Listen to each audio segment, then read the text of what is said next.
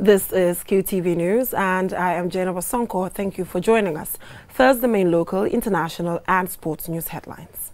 On his Meet the People tour, President Barrow promises more life-changing development projects post-2021 election when a full-fledged NPP government is elected. On International Migrants Day, the Vice President presided over a ceremony handing over equipment to the National Coordination Mechanism on Migration Office. A UDP politician has told the TRRC about his arrest and torture in 2016 for taking part in an electoral reform process. The United Democratic Party started its annual Congress today. We hear from women miners about the hardships of their working life as they appeal for their support. In international news, more than 300 of the 500-plus boys abducted in Nigeria have been released. Ethiopia's central government issues a reward for information about the leaders of their uprising in the rebellious Tigray region. Those were the main headlines, and now the news in detail. Do stay with us.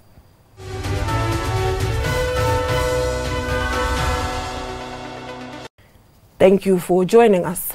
President Barrow on Thursday promised more life-changing development projects post-2021 election when a full-fledged NPP government is elected into office. The president was speaking on Thursday at Wuli Sutukoba, Wuli Gunjur Kuta and Naude in Sandu.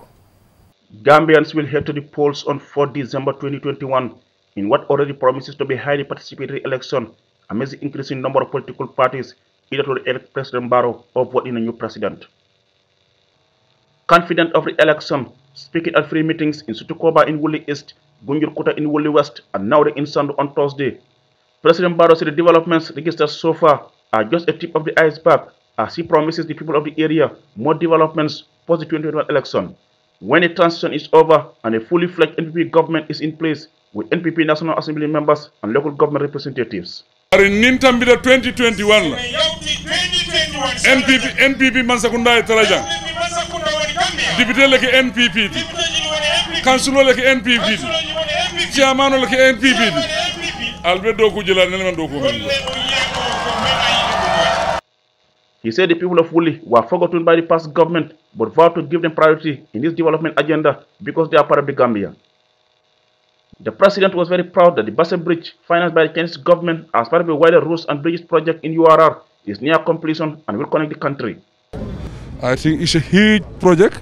It can make a huge difference in the life of the people.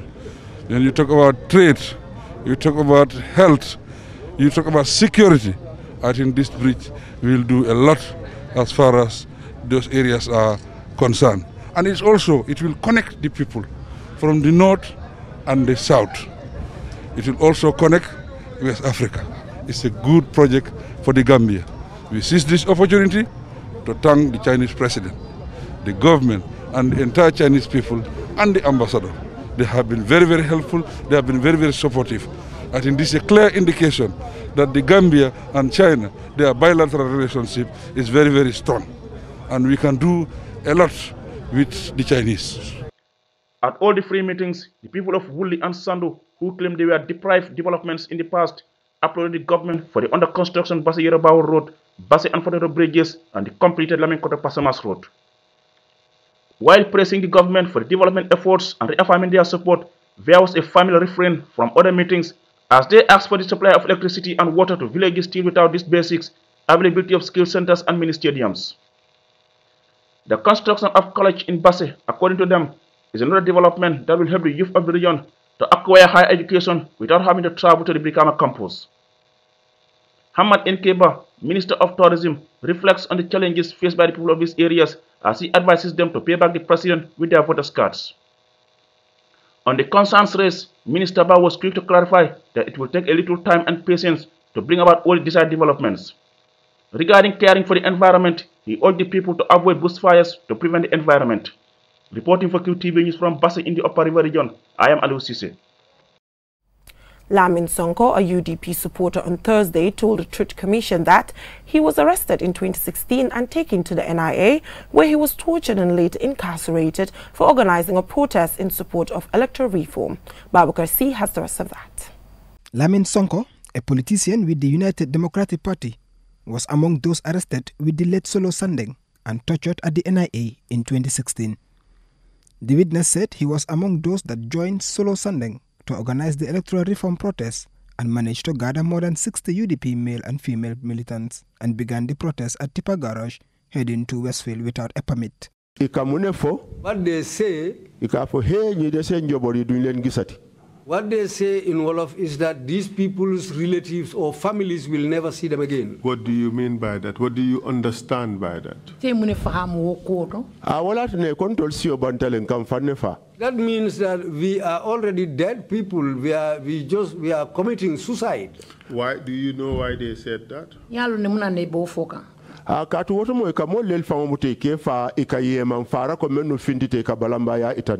Because in those days, people disappear. Nobody knows how they disappear, especially people who came out to show their resistance. The witness said moments later, the paramilitaries came, arrested and took them to the Kanifing PIU headquarters before transporting them to the Mile 2 Central Prison. He said 5 other people, led by Solo Sandeng, were taken to the NIA headquarters. Lamin Sonko said his statement was taken at the prison before taking him to the NIA headquarters for what he described as a good torture session. They tied my 2 hands on that piece of iron. He brought a bucket and poured the water on me. When I uttered Allah's name, he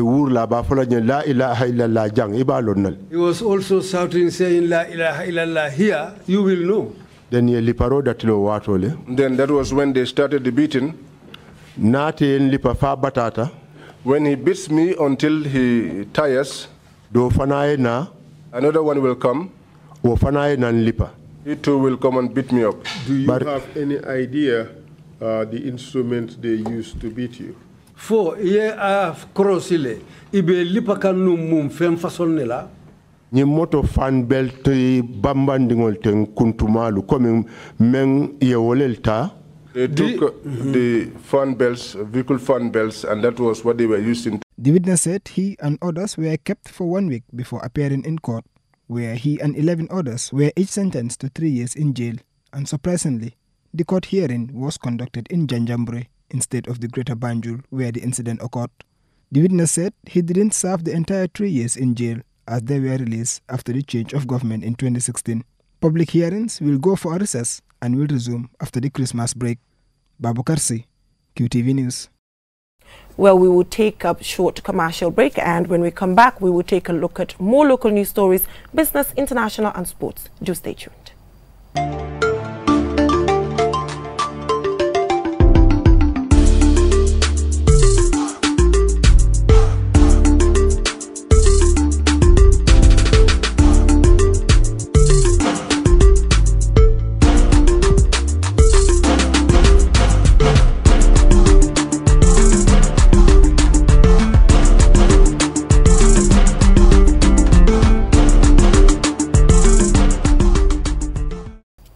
Welcome back from that short commercial break. If you're just tuning in, this is QTV News.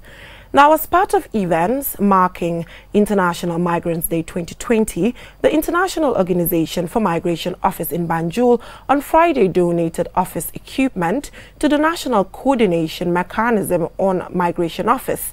The ceremony was held at the office of the Vice President. Babakar C. again. The National Coordination Mechanism on Migration Office in Banjul, which the equipment was donated, has the sole responsibility for implementing an extensive range of programs in migration protection and assistance, including assisting voluntary return and reintegration, counter-trafficking and assistance to vulnerable migrants, as well as a communication for development. In delivering the equipment to the Vice President, Fumiko Nagano, IOM Chief of Mission in the Gambia, praised the government through the Vice President for what he described as the commitment put in to see that there is a headway in the fight against illegal migration.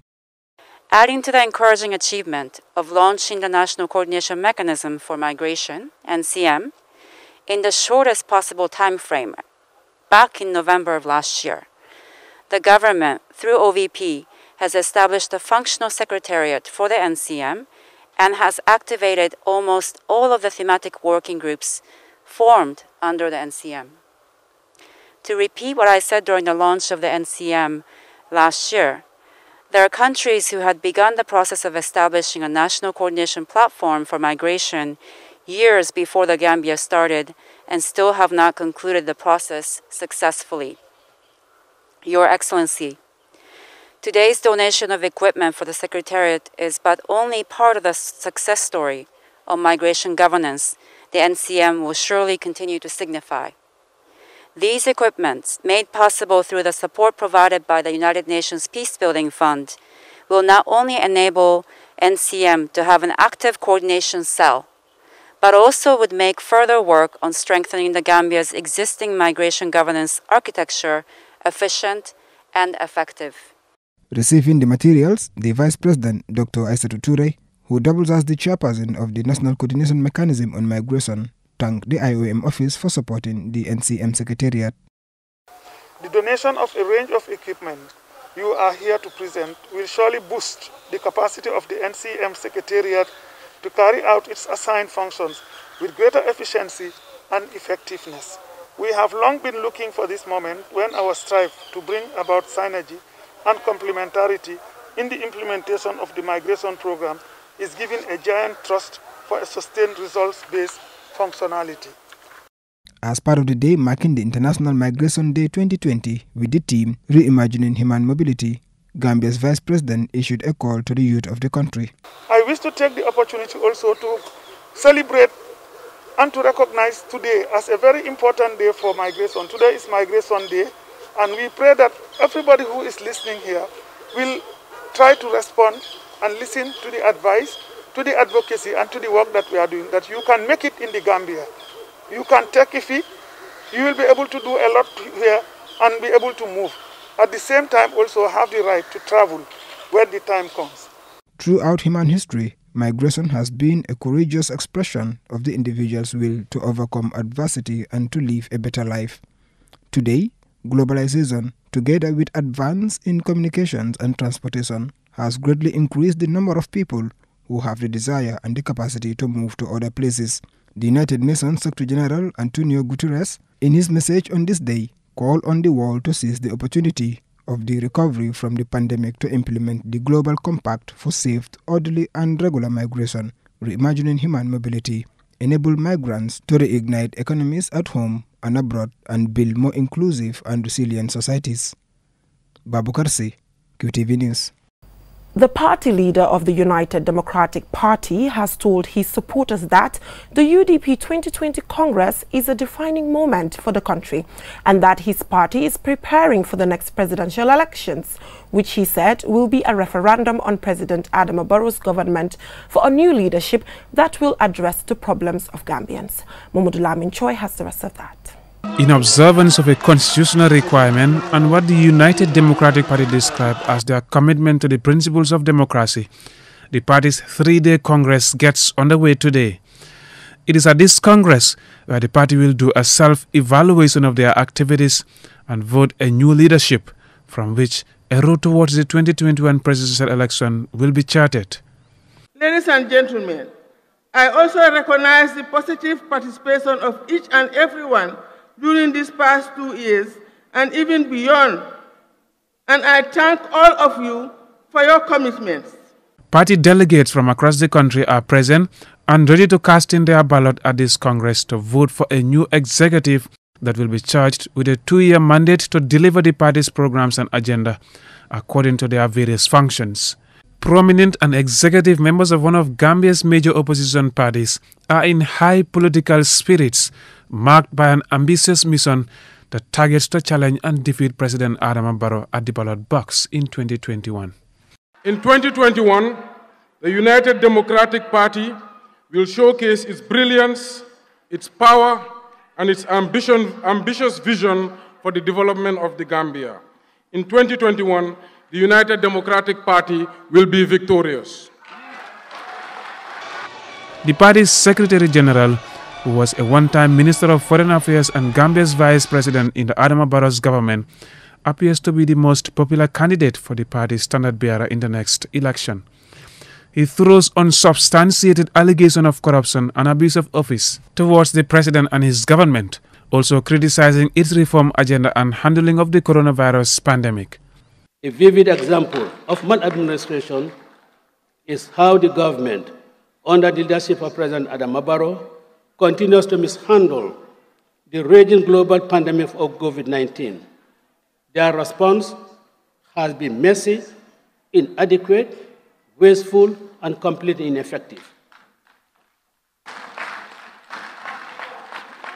The UDP party leader highlights the 2021 budget appropriation with specific reference to the allocations for the office of the president, which he concludes is not aimed at addressing the problems of the majority of Gambians. Mr. Dabo, however, promises a different and a better leadership that will address the problems of the country.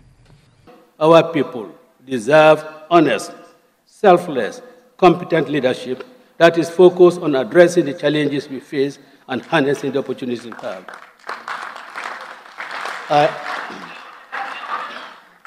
I am confident UDP can deliver that. I pray for Allah. The last few years has seen the emergence of several new political parties, leading to an increase in political participation, thereby setting the prospect of a heavily contested presidential election next year, the road to which the United Democratic Party said it is on, and with the hope of winning. Mahmoud Lamin Choi, Qtv News. In line with its 2020-2024 strategic priorities, the management of Brikama Area Council on Friday presented $2.5 million to 5 wards within the region to enable them implement their priority ward projects. Omar P. Jallo has the rest of that. The objectives of the initiative are to improve access to basic services and amenities, promote and enhance effective and efficient service delivery, and improve the socio-economic status of the communities, especially the youth and women. This is the second phase of allocation of funds to wards within the Brikama Area Council since the start of the initiative in 2019. The beneficiary wards are Sinted Ward in the Fonyi Jarol district, Sibanor in Fonyi Bondali, Jabang in Kombo North, Burfoot in Kombo North, and Banjulunding in Kombo North. Each of the 5 wards received $500,000. Handing over the checks to the beneficiary wards, Sri Fosonko, the chairman of Brikama Area Council, called on the councillors to implement the identified projects in their respective ward within the given time framework to enable the council to extend the initiative to the remaining wards. We are here not for ourselves, but we are here for the taxpayers. And we believe in this fact that whatever that we are collecting, the 60% of the total sum that we collected should go back to you people, because you are the beneficiaries. We are here for you people. The CEO of Brikama Area Council, Modu Jonga, said the initiative is a fulfillment of their mandate to plow back 60% of the total revenue collected towards community-driven development initiative. He urged the beneficiaries to ensure the effective participation and involvement of the communities throughout the process of implementing these projects. Today, the sum of $2,500,000 will be disbursed to the 5 wards to support the implementation of identified grassroots development initiatives. In order to ensure the successful implementation of this project, a development fund manual is developed in 2015. This manual is the document in progress that will be reviewed and updated. It will also incorporate lessons from experience, but also it will establish the basis, the rules and the procedures for the proper use of these funds. Representing the Permanent Secretary of the Ministry of Local Government and Lands, Senindong called on the ward councillors to expedite the implementation process in order to realize the expected outcomes of the projects. I would like to encourage the able councillors to ensure that these monies are put into good use. Speaking on behalf of the beneficiary ward councillors, Suleiman Kinte, the councillor for Burfoot Ward, commended the management of the council while assuring all of the timely and successful implementation of the projects. I also want to give advice to beneficiaries to make best use of this fund, and after completion of project identified by villages, make the best use of it to protect it as it is our own property. And also give advice to the people who are paying tax to continue to pay their tax so that the Gambia Area Council can able to give another funding to the other councils that are beneficial. The first allocation was done in 2019 and the beneficiary wards were Gunjur Ward, Katong Ward, Suba Ward, Block Ward and Jiboro Ward, with most of these wards having their identified project spending.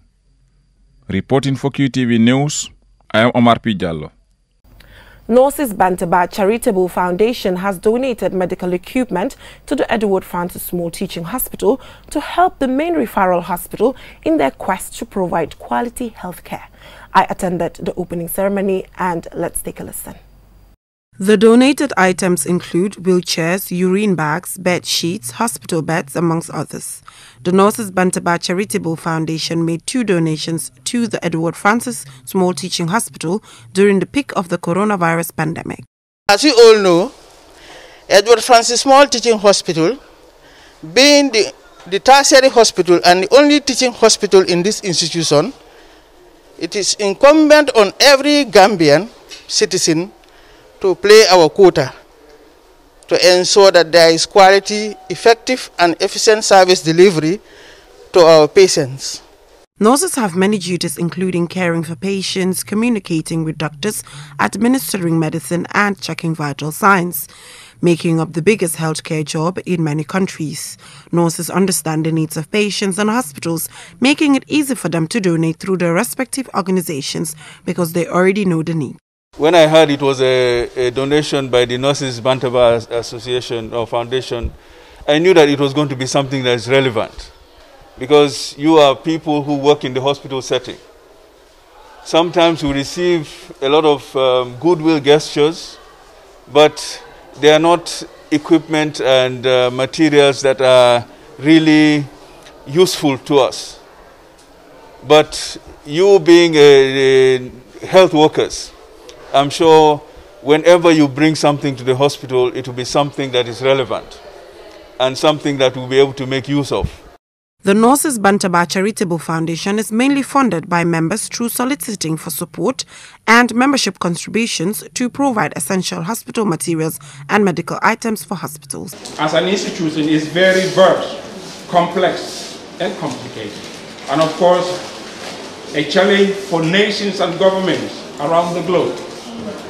This would therefore call for concerted efforts by governments, NGOs, individuals, etc., because sustainability of quality healthcare remains key. The primary aim and objective of the Nurses Bantaba Charitable Foundation is to enhance, complement, network and promote quality healthcare delivery.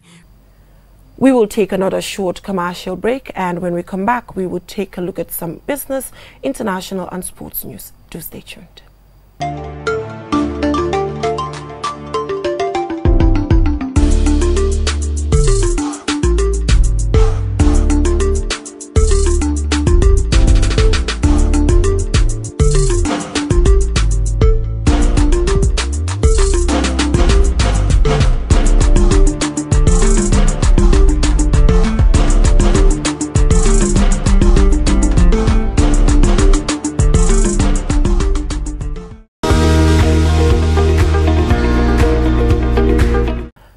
Welcome back from that short commercial break. If you're just tuning in, this is QTV News. Now on to some business news. It is arduous making a living this way, and women in mining at the Bafalota village have expressed how hard their jobs are, calling for help and intervention to ease their pains and make their job more sustainable and efficient. Ajibintu Drame has the rest of that.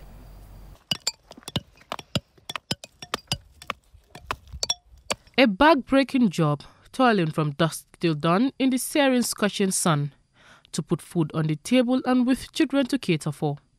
These women express how excruciating their jobs are as they strive alone to give their children a normal life. A few are widows left with children to feed, others married and toil to complement their husbands' efforts.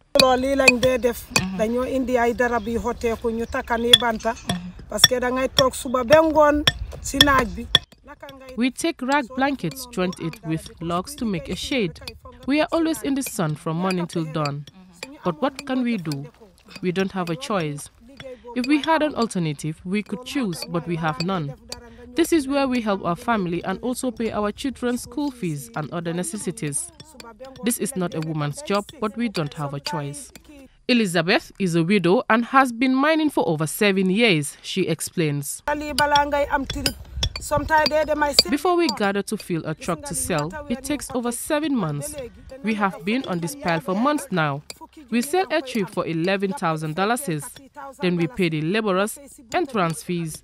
The remaining money we take it. Before we reach home, the money has been spent on paying debts. When the children close from school, they come here to help us. Even to get proper food, there is none. 7 days to Christmas, Elizabeth says it worries her as she won't be able to provide for her kids. Continuing, she calls on government and other stakeholders for help.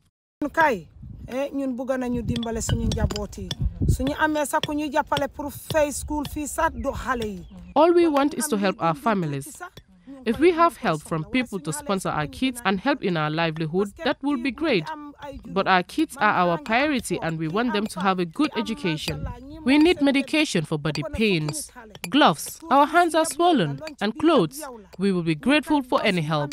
Yamdao Sise, also a miner in her late 60s, shares similar sentiments.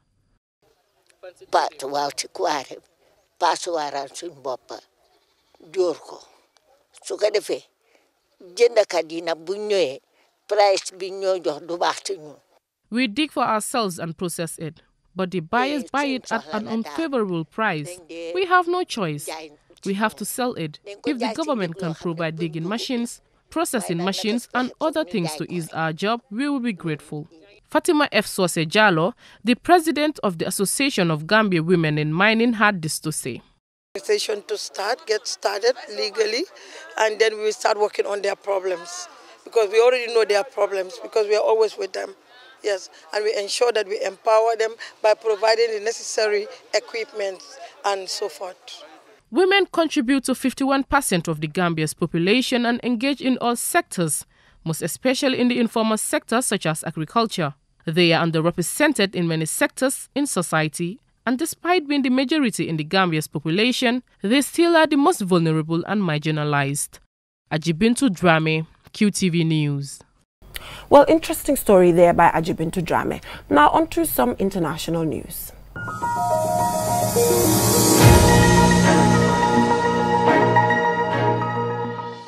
Hundreds of boys abducted from a boarding school in Katsina, northwestern Nigeria, have been released. Local authorities say the boys were held captive for 6 days.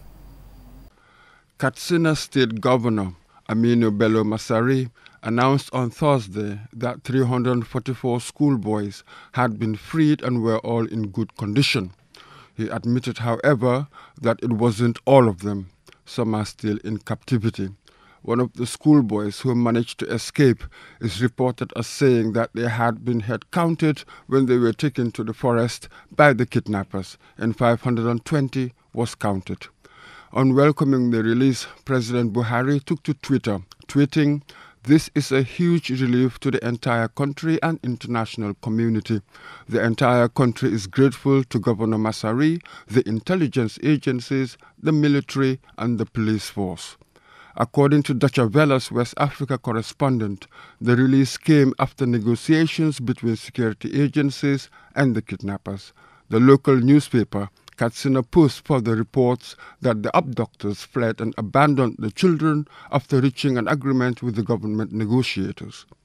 Shortly before the schoolboys' release, a video started circulating online, purportedly showing the Boko Haram Islamist group with some of the students. A spokesman for the governor of Katsina State said the clip released by Boko Haram was authentic, but insisted that bandits were responsible for the abduction. Over the past decade, Boko Haram militants have been most active in Nigeria's northeast, predominantly in Borno and neighboring states. It was from a school in Chibok in Borno State that hundreds of girls, many of whom still remain missing, were abducted by Boko Haram in 2014. This attack took place in the northwest of the country, raising fears that Boko Haram's influence is spreading.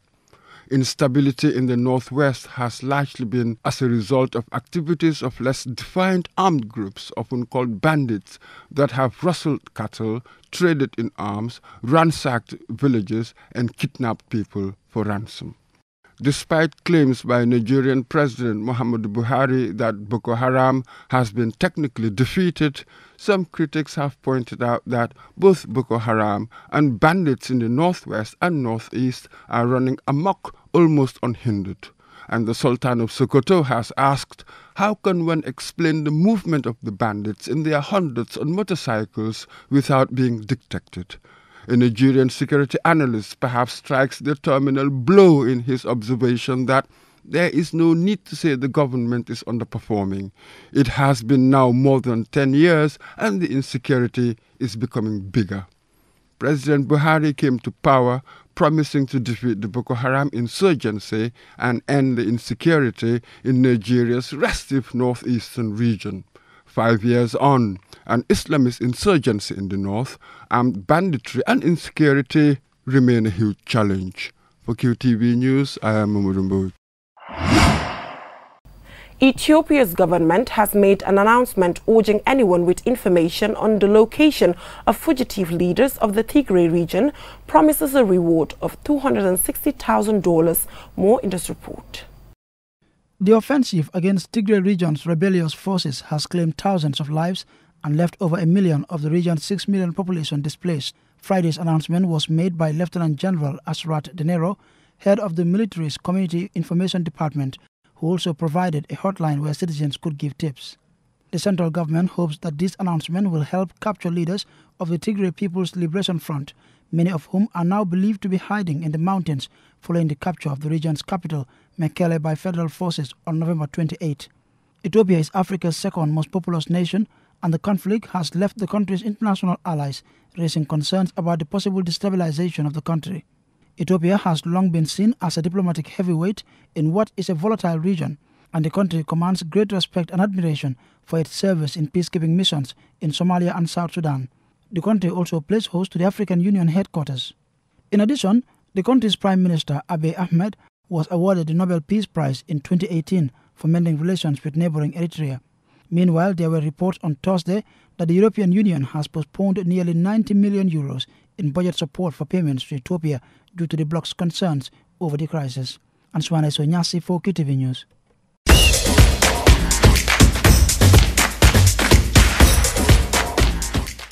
Now on to some sports news. Member associations willing to see their teams participate in the Beach Soccer Africa Cup of Nations Senegal 2021 have been invited to submit their applications through the CAF Competitions Management System.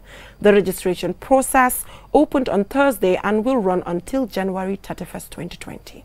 The 8-team final tournament will take place from May 23rd to May 29, 2021 in Senegal. The Afghan Beach Soccer Championship was established in 2006 when FIFA made it a requirement for all confederations to begin holding qualification tournaments to determine the best national teams, with the winners proceeding to represent their continent in the upcoming World Cup. Prior to this, various nations were simply invited to play without having to earn their place. FIFA currently allocates Africa 2 places at the World Cup. As such, the winner and the losing finalists will qualify to represent Africa at the FIFA Beach Soccer World Cup in Russia 2021. Since the Afghan Beach Soccer Championship started, Senegal have been the most successful nation, having won the event 5 times, and they are the current champions. In terms of success in qualifying to the World Cup, Senegal are also the most outstanding African nation, having qualified in 7 out of their 9 attempts.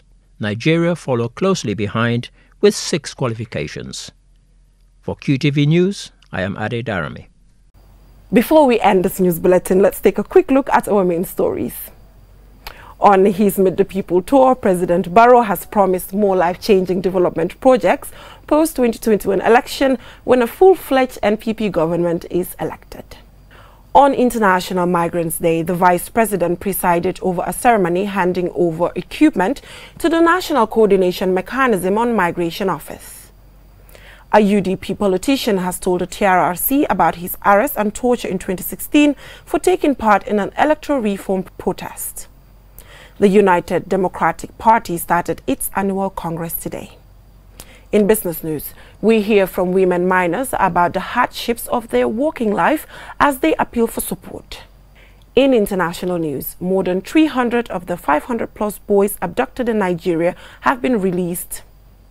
Ethiopia's central government issues a reward for information about the leaders of the uprising in the rebellious Tigray region. Well, that is all we have for you in this edition of QTV News. Do join us tomorrow, same time for more news. Thanks for watching and have a good weekend.